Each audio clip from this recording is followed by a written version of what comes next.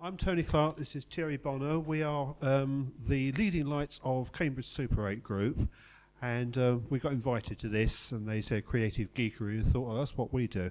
And I heard somebody from the previous group saying something about cottage cheese and marmalade, which sounds like our sort of thing. We do something a wee bit different, it's also chemical.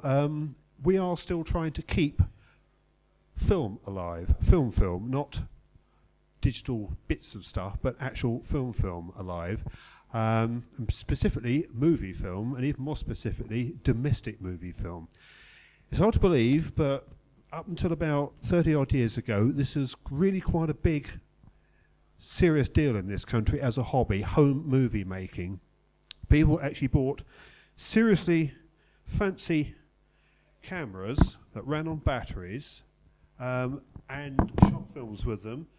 What you got was a very convenient little format, which was Super 8 cartridges. You got 15 meters of film in a cartridge, running 18 frames a second, and that gives you just over 3 minutes on a film.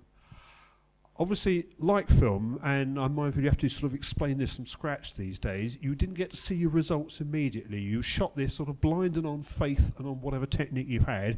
You sent it off to a laboratory, it came back, you spooled it up onto a projector, which you then fired at a screen on the wall and said, oh God, is that what it looks like? And people got really into this and spent quite a lot of money on it.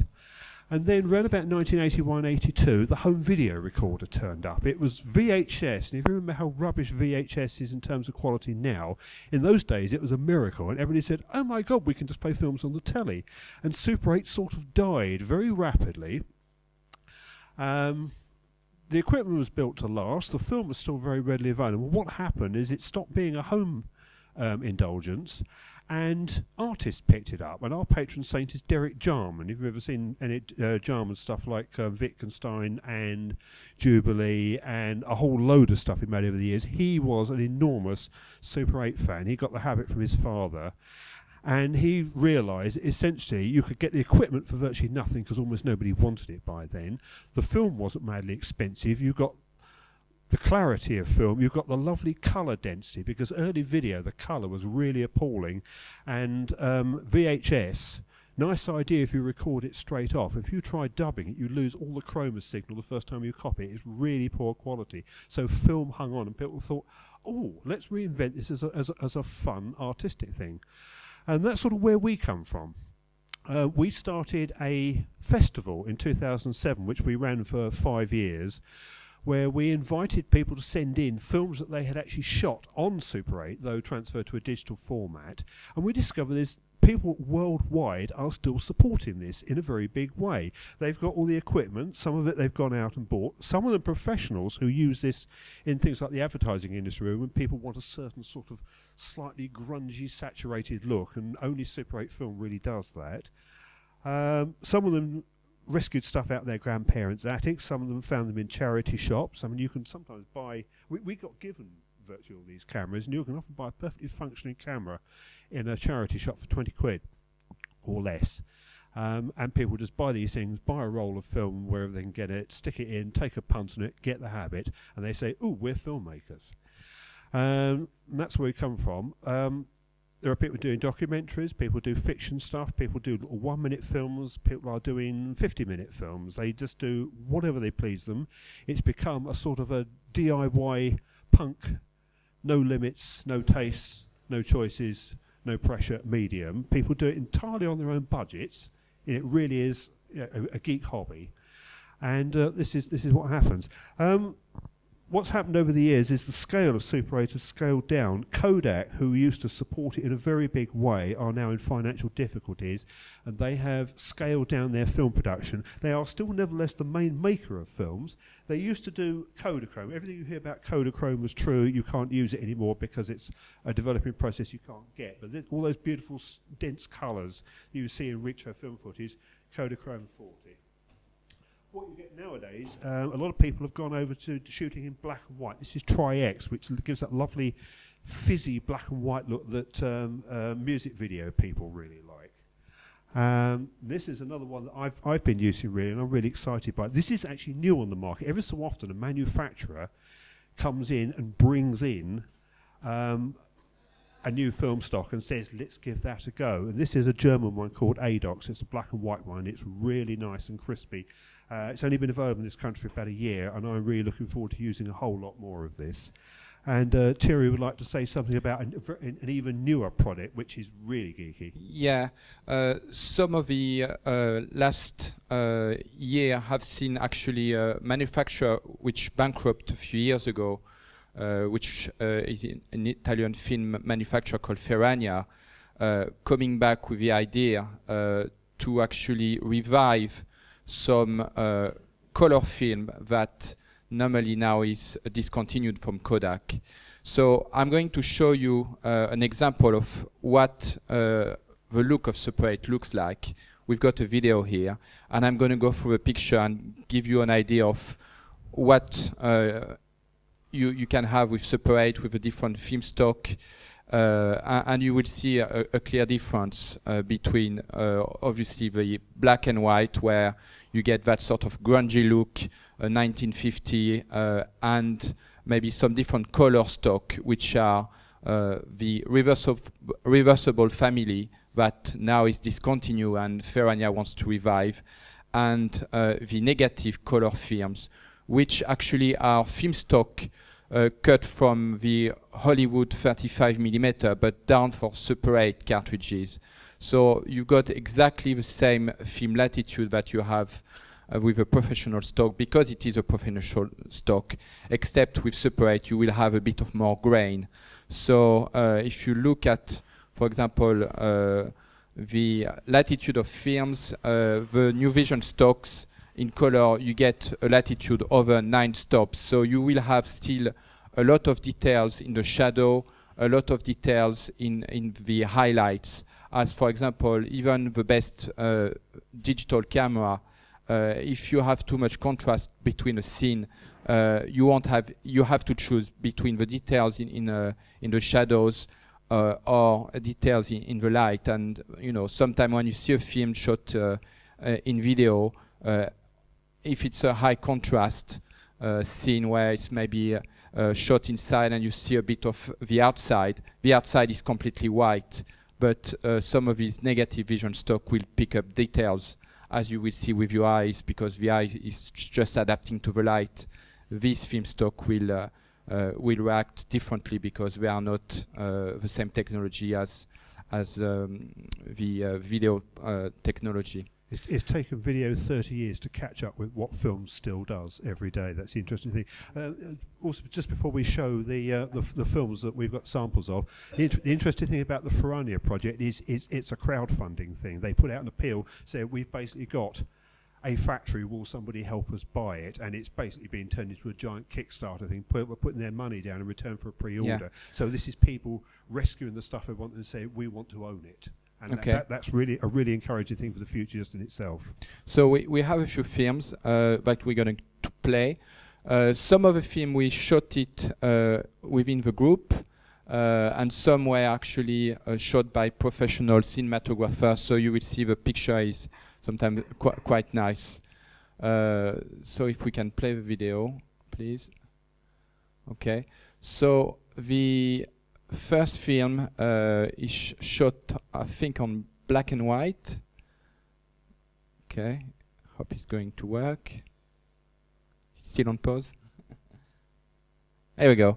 So that's a film which is black and white, Tri-X. So that's this one. And you can see actually you've got a bit of grain on the film, but I think for that particular film some reprocessing was done, and you may have some bit of grain, but you still have nice black and white density, and it doesn't look like, you know, what you can get with the video camera necessarily. So that's the ADOX film which Tony is showing here. And that particular film actually extract was developed in Cafenol, which is just coffee, and you can do it at home. If you got the film, you can develop it as a negative in coffee, vitamin C, and that film has been developed at home. Anything with appropriate vitamin content. The chemistry of film developing is really weird and wonderful. And we have a German friend who does this, and she does it in coffee, she develops in beer, she develops in red wine, and she's been developing in potato juice. So that this is real home geekery. Is if you recognize the botanic garden, it's something that we shot with Tony, and Tony did the processing. We shot that last year. So you might not imagine from that black and white that he was shot last year. You've got that period look. So that's the Ektachrome, which is now discontinued, and you could put that color film straight to a separate projector, and you would be able to project the picture opposite to the negative, where actually you can't use the picture. So that was shot, if you remember, last year, the Tour de France, a year ago. So we shot that in Cambridge. And Ektachrome is giving you really saturated colors, as you can see here. There is no processing on the computer. It's the color as you will see it from the projector. Very rich, very saturated. So the Ferrina project is trying to bring back this color stock. So that's the negative vision from Kodak. So for that, you will see actually the picture is less saturated. You've got more details, less grain, and the color scheme are very realistic. But at the same time, the latitude of the film is much better than the reversal. So you will have details in a shadow, details in a highlight. This is stuff pros shoot pro film on. But but you can get these stocks. We tried some of these stocks, and I think the last film you will see, which is after this one, is a wedding I shot for a friend last year. So I tried this stock. It's lovely, and you get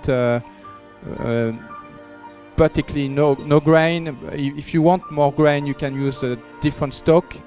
So that's something.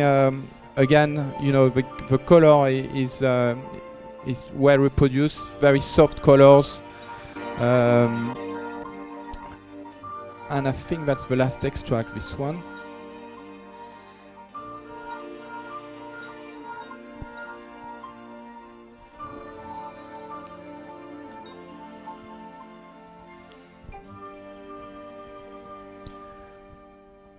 So we touch a tiny bit on the film stock. So now the next thing is, what can you do when you have shot with a separate camera the films? Obviously, you need to process the films. So maybe Tony, if you can give an idea of how you process the film. Okay, the lazy way is you send it off to a laboratory, bearing in mind the nearest one that now does colour film stock, so they do to a very high standard, is in Berlin. There is nothing really operating in this country, well, not many operating in this country. There is a guy actually you can find on the internet. I think he's operating on a website. Yeah. And he will hand process the film, color, black and white. So if you don't want to put your hands into the chemistry, I think he's based in the north of England. Yeah. So he will do that as soon as he got enough film. He will do a batch.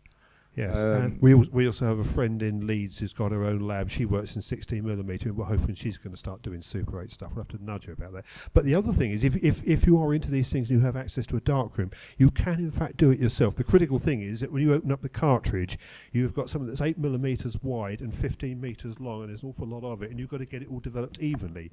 I have developed, this is a little home, this is real geekery. This is made out of a piece of plastic drain pipe and some strimmer cable, because you have to have chemically inert plastics or stainless steel. What you do is you get your roll of film, you in fact roll it round as a spiral. This thing goes inside a rotary developing tank. There's a proprietary one called a Jobo, and you can pour a litre of solution into a light trap and basically roll it out. That black and white film that Thierry mentioned, we actually developed that in his sink. Yeah, in that's right. Cherry So Hinton. We actually, I loaded it in the dark, but we actually just pour. We used a proprietary developer called Rodinol. You can get these things from chemical suppliers. There's a very good one down in London called Silverprint that I buy all my stuff for. yeah. As I say, you can also, there are various proprietary ways of working with fruit juices.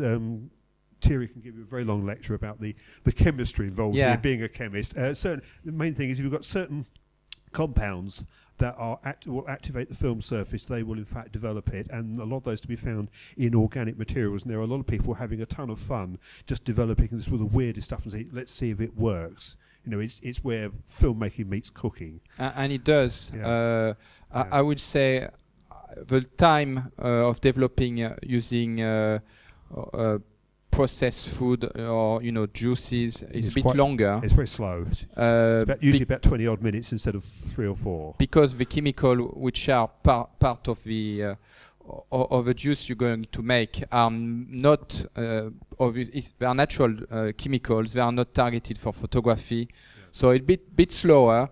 But sometimes you get actually effect that you're not expecting. And one of the thing which is with separate is the sort of the wabi-sabi attitude, where if you want a clear picture, very nice, very skilled, obviously if you got the money, maybe use 35 millimeter, use a lab or whatever. But if you want the unexpected, the thing you're not planning, and if you're happy with that, to experiment with that, separate is a good thing, because you got the aesthetic of film, and you've got the unprediction if you work more like in an artisanal way, more than just a controlled fashion way. Yeah, and you've got good unexpected results sometimes. Yes, wabi-sabi is a Japanese philosophical cone which basically translates as embrace the imperfection, this idea that whatever comes out of it is what there is and you see it for what it is.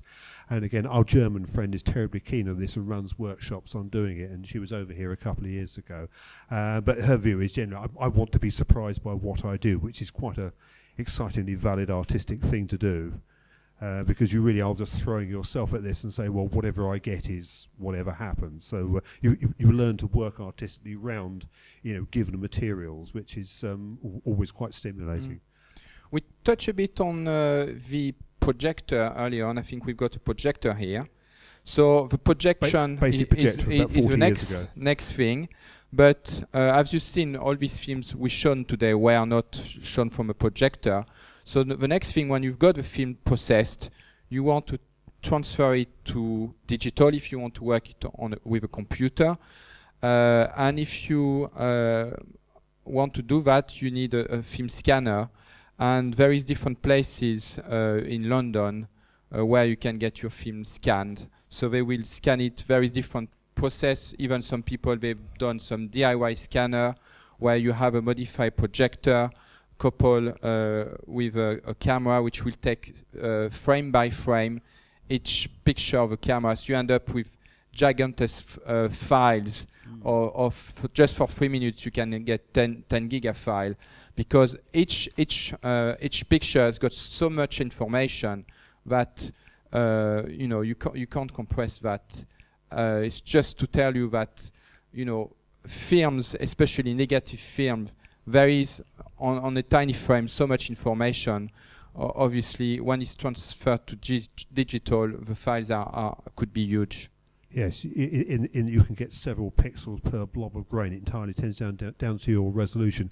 And a project I've got working on, or rather it's a large pile of bits in a box, is I'm building a telecine which graphs a projector chassis, a stepper motor, a Raspberry Pi board with its appropriate camera, because that is a very neat sort of tell the motor to go around and take a picture mechanism for doing it, powered by an LED. LED technology is getting very interested. The power ratings of those is going up.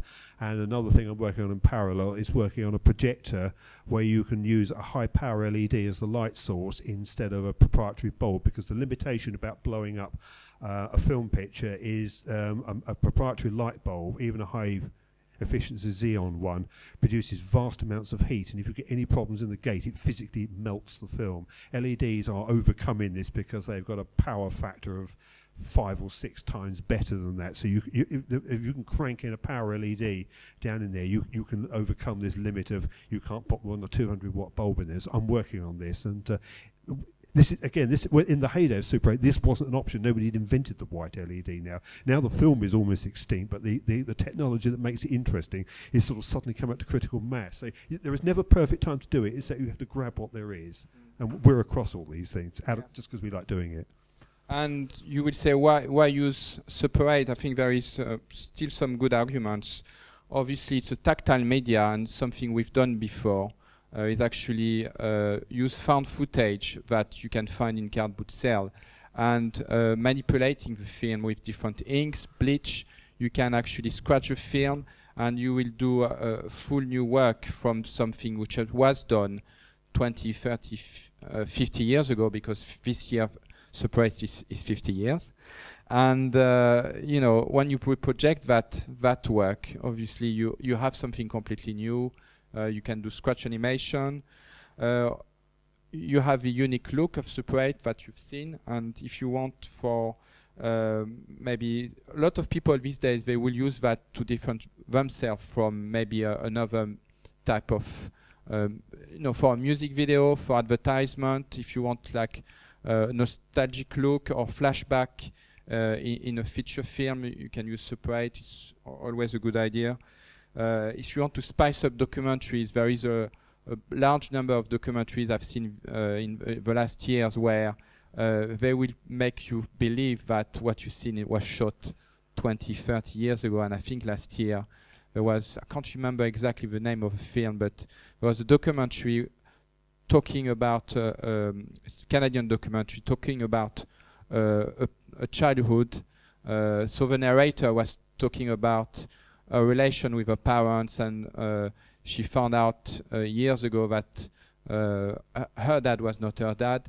And all the documentaries was a mixture of interviews of people currently living and films from the past when she was a kid. And actually all the films from the past when she was a kid was shot recently with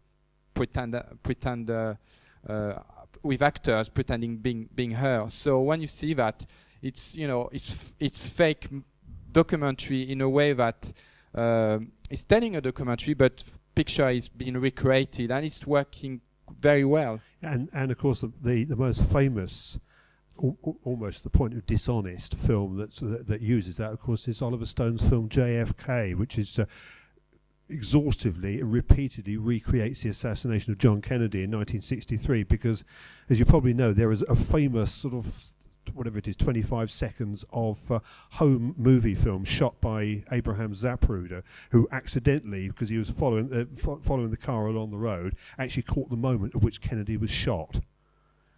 So there was actually an inadvertent visual record by a bystander of the moment Kennedy got his head blown off. And there's always been this big argument about what are the blokes running along behind the fence doing, and so there's this sort of inadvertent evidence. And Oliver Stone actually went out and made this bizarre, very overwrought film, but he basically, to try and he ends up doing this enormous counterfactual argument about what do we really know happened, and he takes the Zapruder footage and keeps recreating, supposing it was from this angle, supposing that, and he actually does that on Super 8 until eventually you keep thinking, well, I don't know which is real and which isn't, which is slightly what he does. And it's a very interesting thing to do. And it only really works if you go into that world of this is the little blurry moment which is real history and which will never go away. Which brings to another reason why we also love film is that I've already alluded to VHS. I don't know anybody ever touches a VHS tape now. Back in the day, they were such an enormous thing. But they were very limited, and one of the things that people keep pointing out is that we are in danger of not hanging on to enough of our history, because things that we have captured visually in unprecedented quantities are being captured in formats that have either physically deteriorated or are not supported or don't copy to any quality. And their entire periods of history may just disappear because people will say, we have no record of what that looked like. If you cast something on a piece of stone, it stays there for several thousand years. If you put it on a piece of paper, that lasts a surprisingly long time. And we've now had a century of stuff being on film. We now live in we can account for every year since 1895 because we can see effectively dead people moving, because film, well preserved, lasts for an incredibly long time. Digital or any video format, which is the next great thing, believe me, it's dead in 15 years. We've already been through about 4 generations of stuff, and nobody now bothers to copy it and recopy it. And if you put it in a box and get it out in 50 years' time, it may come out in a pile of little crumbs. Yeah. The videotape, and the argument is only film is holding on to stuff. So film archivists are now really clinging on to film on the grounds that this may be the last time you actually hold onto anything with any permanence, and they do love film. The BFI has put a lot of money and effort into disseminating and capturing, but they say essentially you're going to have to keep rescanning this for every new form that comes along, but you've still got an original which will never die and sits there in analog form on a reel for possibly centuries. If you have any films from your parents, grandparents, don't throw away, even if you've done a digital copy, because that digital format will be obsolete in 10 years. Maybe it's already obsolete. Anybody still using a mini DV camera even now? And the film, you always have a new technology to process and transfer the film into whatever format. You know, people these days, they have separate. They will do a 4K scan of a film. You know, it's the new technology, 4K. Let's scan it to 4K. Maybe in 10 years it will be 10K, and obviously you have to go back to the original source, and the source is the film that you need to keep. So, you know, we have been rescuing films around Cambridge. We've been donated films that people they throw away, and that's valuable source. And you know, we had films that we treasured, which are historic of Cambridge back in the 70s. That, you know, without our group would have gone to the skip. Yes, we get given loads of little yellow Kodachrome reels. You ever see any little yellow reels? That's Kodachrome. That's stuff from 3 generations ago. Please hang on to it. Okay, I think we are maybe out of time. I think we've had half an hour. Yes. Yeah. So yes, if you want to ask any question, we'll hang around for a bit. You know, the group is open to anybody who wants to join us. We've got lots of projects. If you've got ideas, if you want to know more about it, you know, join the group and have fun. Also, if you rescue any stuff or get given any stuff, or somebody says, what on earth do I do with this, email us. We'll always help you. We know what stuff is, and if you want to get rid of it, we'll take it away, because I've got a loft full. So, but yes, we are here to hang on to something which has done great service. In that, as Thierry said, Super 8 itself is in its 50th anniversary this year. Home movie making goes back to just about the beginnings of film. I mean, the first domestic 8mm camera, I think, was 1920 something. You know, this is film for the people, film for people who do stuff their own way, and we want to keep it that way. So thanks very much.